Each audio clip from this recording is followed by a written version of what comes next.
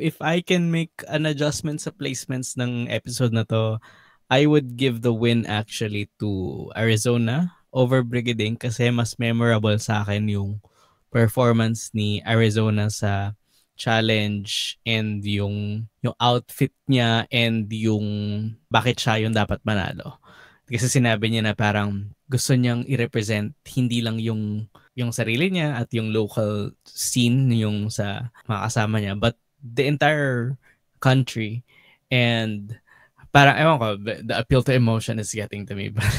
But for me lang, for me, I think Arizona deserves the win tonight if ano. But I'm happy. I'm happy for Brigading. Tapos yeah, it makes sense na si Venus and si Suki yung nag-lip sync and tama rin yung unang in-announce si Venus because she definitely won that lip sync.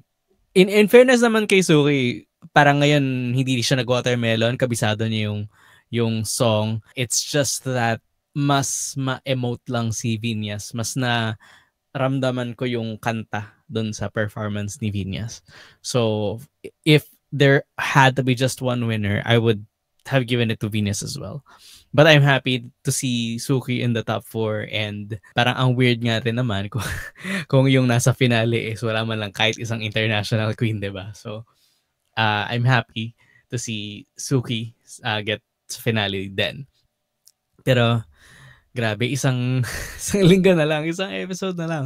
This has been such a fun ride and final stretch na siya. Parang hindi na ako super shocked sa mga pangyayari. So I'm just enjoying the ride. If that makes sense. Kasi parang the next thing na lang naman na kailangan natin i-anticipate is who will get the crown in the end. But I want to see the talent show. And I think it's one of the this is a much better style of a finale versus the lip sync for the crown. And I'm glad that they're not going that route for this season. It reminds me of the finale ng Drag Race Thailand Season 2, which is for me one of the best seasons. Before nagkaroon ng Drag Race Philippines, favorite ko before yung Drag Race Thailand Season 2. Especially the finale na parang yung top 3 nila, meron silang kanya-kanyang performances plus may isa pang runway.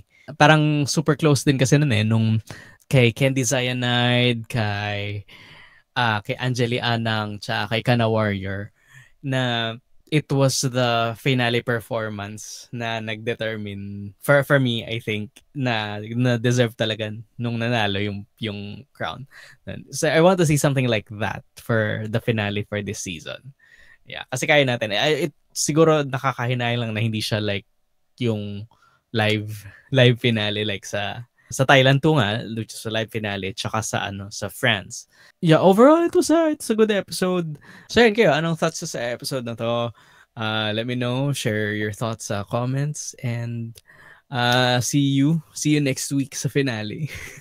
Grabe, isang week na lang. Ay. Yun lang. Hanggang sa muli.